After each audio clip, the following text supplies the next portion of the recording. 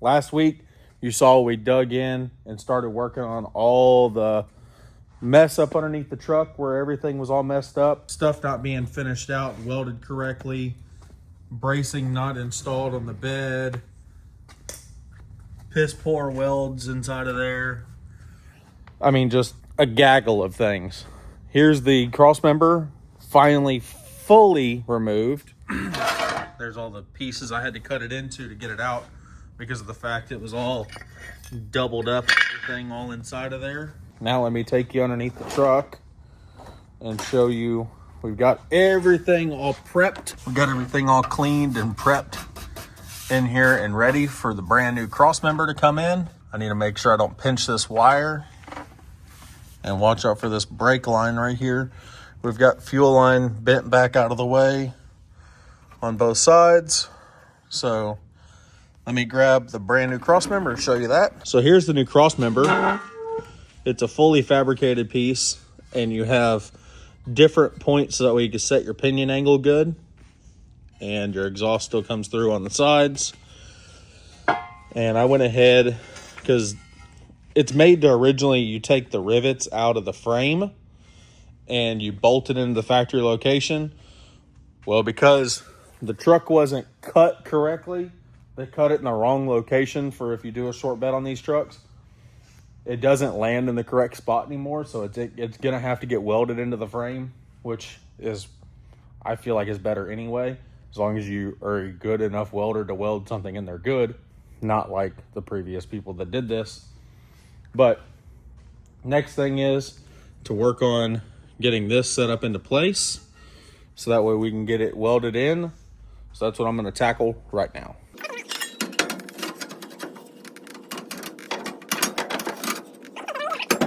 So now what I'm doing is I've got this trailing arm.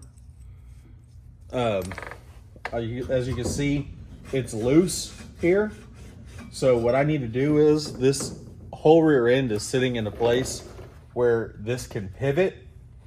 And before I start welding this piece in, what I need to do is get the trailing arms bolted into place and put a clamp on here and here and make sure my wheelbase is still good front to back. I've got the measurements for that. So I need to get the bolts for this real quick so we can try to set this into place, make sure that it's good so that we can start measuring our wheelbase, make sure we're not sitting crooked and we're going to dog walk or any of that stuff. So that way we can start locking this down into the frame. But before I even think about locking it down in the frame, I got to make sure that side to side or front to back we're good. And then I can set side to side and all that. So let me grab the 2 bolts that go in that real fast so we can get the trailing arms set into place.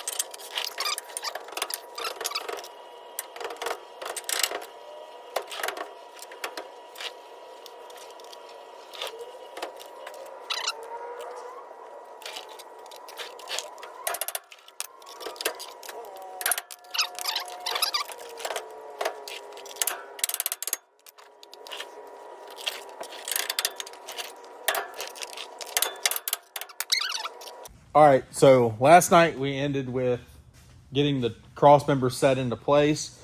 I pulled a couple of measurements to look and see how it landed. It was okay. Rear axle's gonna have to be moved around just a little bit because obviously we've taken all of its location, like that holds it still. We've taken all that out.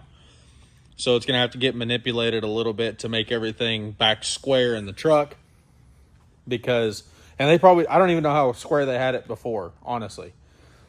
So what our goal is today, I have Dad up here with me, and he's going to help me out because I really need an extra set of hands on it. So that way I can pull the tape measure and be able to lock down the cross member while he's tweaking on the axle. So I'm going to find a location to measure off of, and we'll start measuring, and we'll figure out how square we can get this rear end in the back of the truck.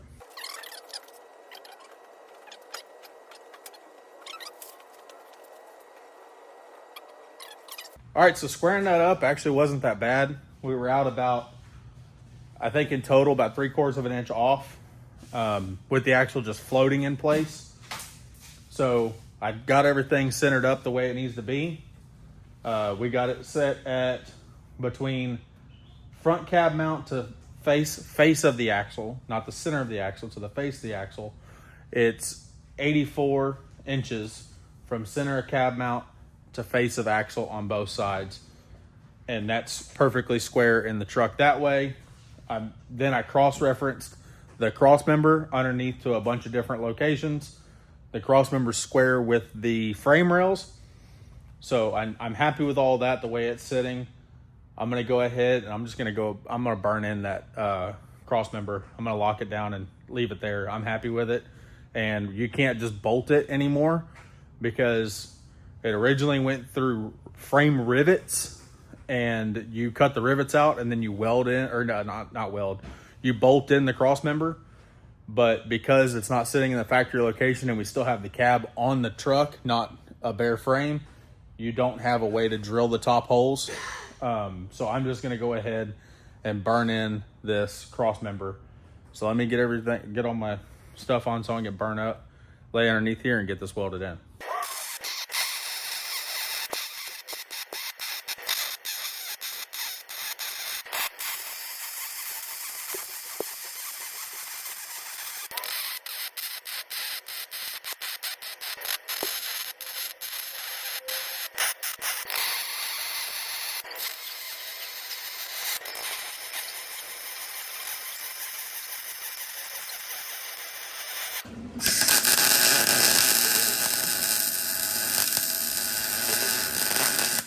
All right, so here we are. It's Sunday. Chad just came up here and brought a whole bunch of parts and pieces to put on the front, or I'll put on the whole bottom of this truck. We've got new rear trailing arms.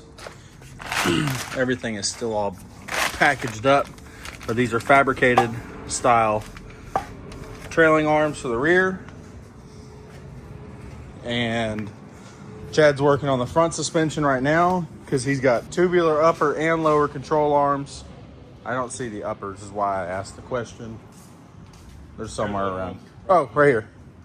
Here's the uppers, lowers.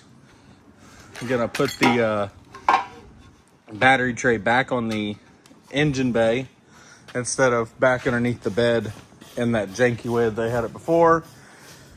New drop spindles, new drop springs, adjustable panhard bar for the rear, and new rear blocks for the rear as well. So lots of new parts and pieces. But unfortunately, the minute he walked in here, he showed me that I installed the cross member upside down. So shit happens. What my solution is going to be is I did not know that the hoop, this part doesn't go to the bottom, that goes to the top. So to me, that doesn't make any sense. So I didn't even think about the fact that it wouldn't be that way. But what I'm going to do is just come in here and slice down the side on both sides, leaving a little bit of meat where I can come back and bevel it, flip it over and put it back in. So Chad's gonna work on tearing apart the front suspension. I'm gonna work on cutting apart the cross member, and we're gonna double team this thing and see how far we can get together.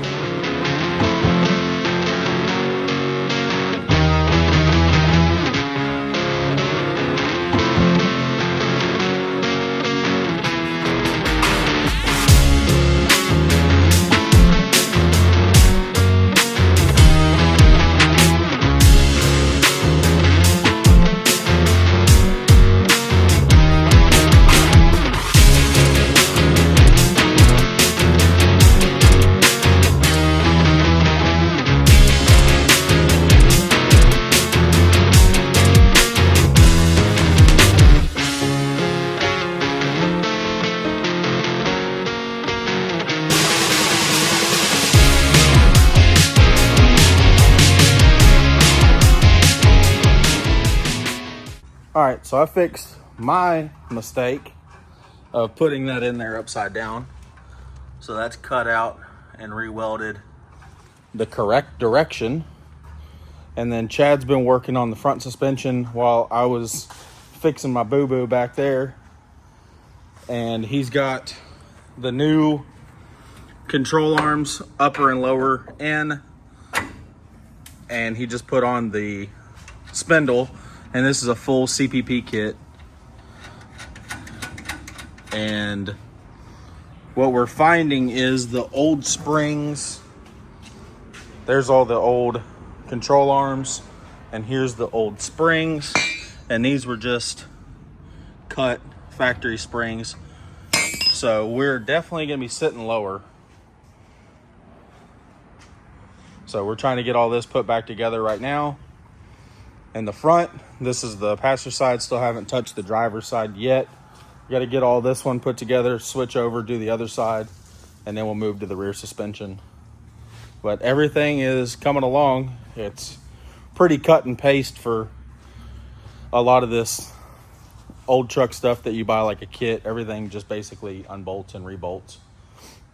But he's been knocking it out, getting it in there. Yep. Just sewing her back up.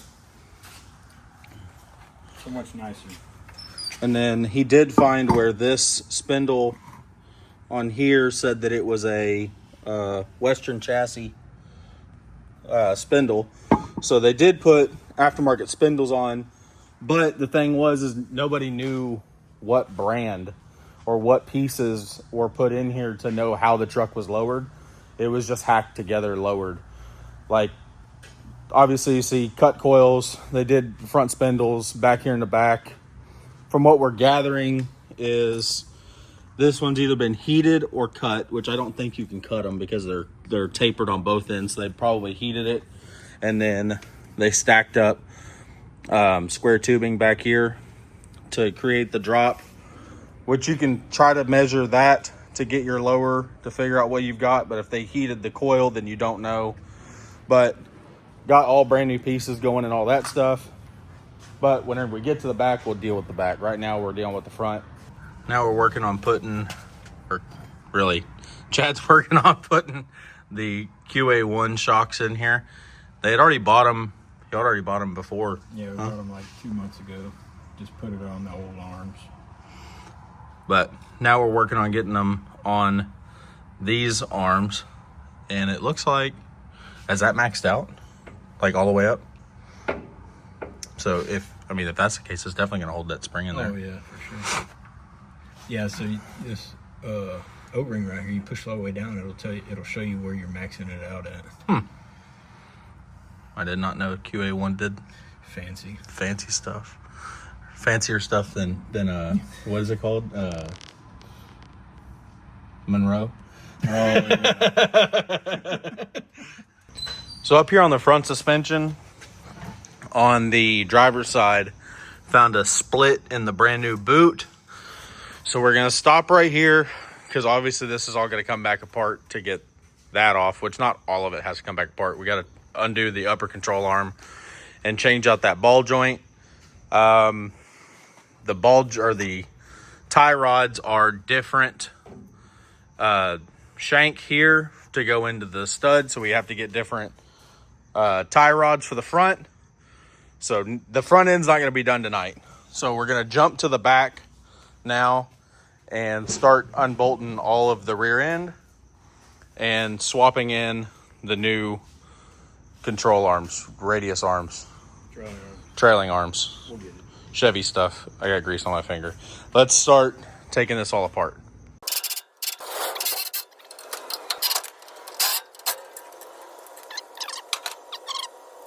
That's what we were talking about. You can see that thread where it was riding in the frame. It just completely wore that bolt out. All right, so now we'll pull the U-bolts off of it and drop the trailing arms.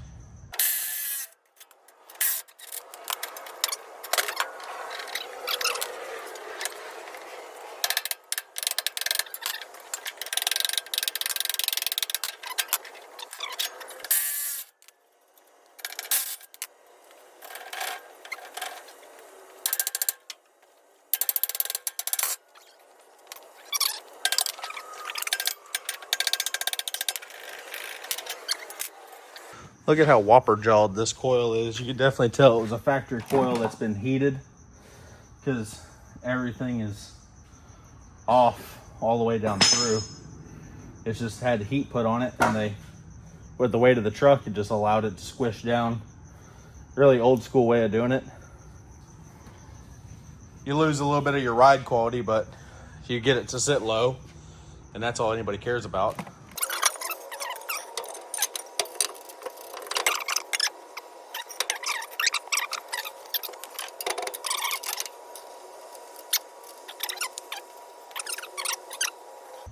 Look at this. Brand new bolt. See if I can get y'all. Look at that. That big old chunk of thread on there. I'm trying to get y'all where y'all can see it real good.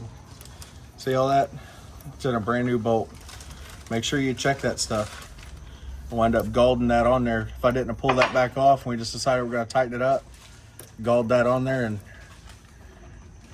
that little piece right there would have stopped us from getting it all done. And we'd have had to come back and replace that bolt, cut it out of there, and restart. All right, so here we're gonna put the new U-bolt down from the top and slide the block in. How much lower? 2 inch? Yeah. 2 inch lowering blocks.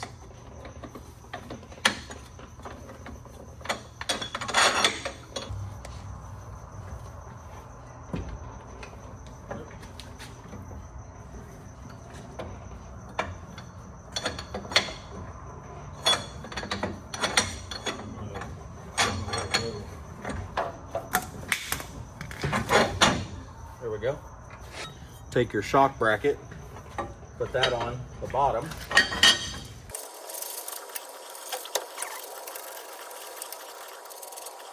So now we got this side in. We're gonna do the same thing to that side real fast. Then we can start working on springs. All right, well, that's where we're gonna end it this week, unfortunately, because we just pulled the bolts out of the trailing arm on this side to get the springs off so we can get the bolts, and the bolts are the wrong size. And they look like this.